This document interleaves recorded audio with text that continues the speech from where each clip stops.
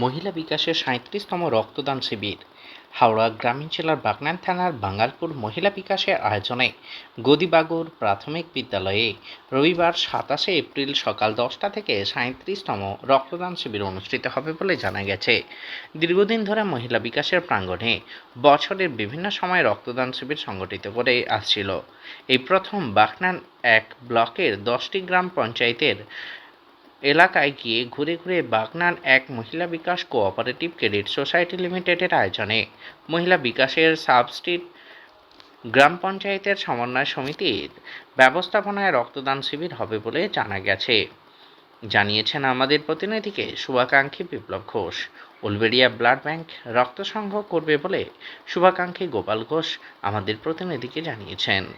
বাগনান ১ ব্লকের 10টি গ্রাম পঞ্চায়েত এলাকার সদস্য সংখ্যা প্রায় ৪০,০০০। মহিলা বিকাশের মাধ্যমে স্বনির্ভরতা